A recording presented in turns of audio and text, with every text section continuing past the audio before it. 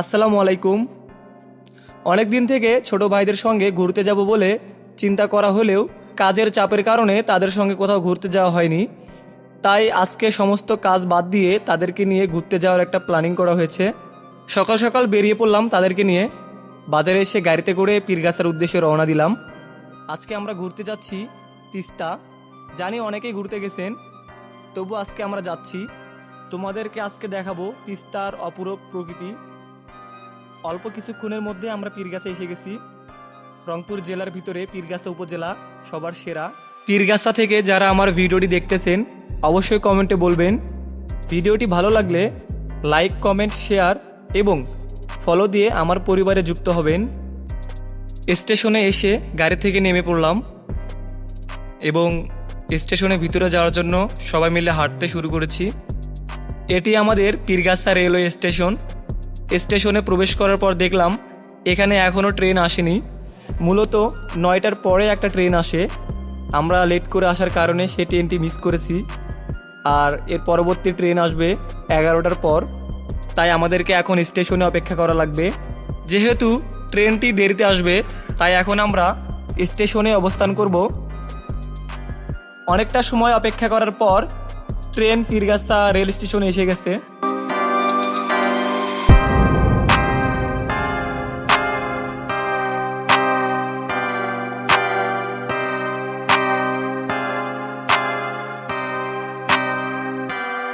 ট্রেনে উঠেই দেখি অনেক দোকানদার বাদাম, ঝালমুড়ি ট্রেনের ভিতরে বিক্রি করতেছে।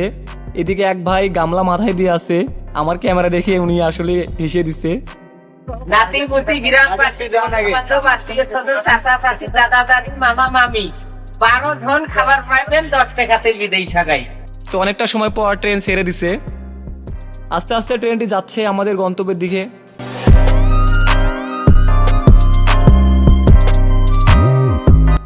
তো ইতিমধ্যে আমরা অনন্দানগর স্টেশনে এসে গেছি। এখানে এসে দেখি আরেকটি ট্রেন দাঁড়ায় আছে। এই কারণে আমাদের ট্রেনটি এখানে দাঁড়ায়।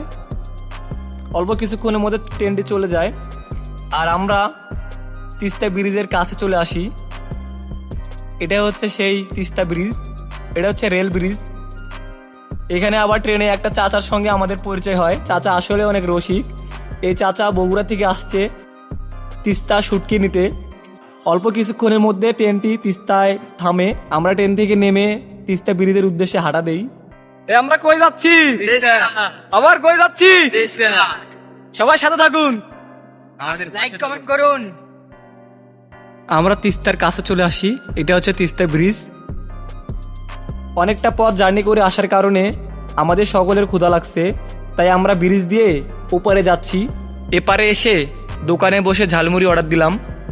যেহেতু আমরা 5 জন আসছি, 5 প্লেট ঝালমুড়ি আর একটা 7 আপ ভাই তৈরি করে আমাদের সামনে নিয়ে আসলো।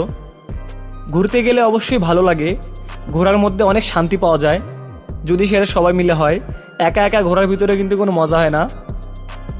তিস্তার প্রকৃতি আমাদেরকে মুগ্ধ করে। আমরা হেঁটে আরেকটি ব্রিজে আসলাম যেটা দিয়ে গাড়ি ঘোড়া চলাফেরা করে। তিস্তায় একটি পার্ক আছে, সে পার্কে আমরা আসি। এখানে 10 টাকা টিকিট, তাই 10 টাকা টিকিট দিয়ে হিরোর মতো এন্ট্রি করলাম। তিস্তার এই পার্কটি আসলে একটু ছোট, তবে আস্তে আস্তে এটি অনেক বড় হবে আশা করা যায়। মোটামুটি পার্কটা আমাদের পছন্দ হয়েছে। যারা যারা এই পার্কে আসছেন অবশ্যই আমাদেরকে কমেন্টে বলবেন পার্কটি কার কেমন লাগছে, অবশ্যই আমাদের জানাবেন। এই পার্কে তেমন একটা মানুষকে আমরা দেখতে পাইনি, কারণ এইসব পার্ক পয়লা বৈশাখ, ঈদ এগুলোতে মানুষ দিয়ে ভরা থাকে। এদিকে আমার ছোট ভাই বাচ্চাদের মতো খেলতেছে। অনেকটা সময় পার্কে ছিলাম, তাই আর বেশি দেরি করলাম না, কারণ অনেক রোদ। পার্ক থেকে বেরিয়ে সোজা আমরা গাড়ি ধরলাম কাউনি স্টেশনে আসার জন্য। আমরা কাউনি স্টেশনে এসে ট্রেন ধরবো, তাই বেশি একটা দেরি করলাম না। দেরি করে আসলে সকালের মতো আবার ট্রেন মিস করব। কাউনি স্টেশনে আসার পথে মডেল মসজিদ আমাদের চোখে পড়ে। কাউনিয়ায় যদি ভালো কিছু থেকে থাকে তো এই মডেল মসজিদটাই আছে। কাউনি স্টেশনে নেমে দেখি ট্রেন দাঁড়ায় আছে। একদম রাইট টাইমে আমরা আসছি। দেরি করে আসলে আমাদের ট্রেন মিস হয়ে যেত।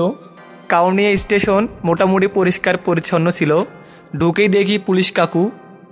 আকাশে রংধনু উঠছে। অনেক ভালো লাগলো বিষয়টা। স্টেশনে আমরা বেশি দেরি করলাম না, ট্রেনে উঠে পড়লাম।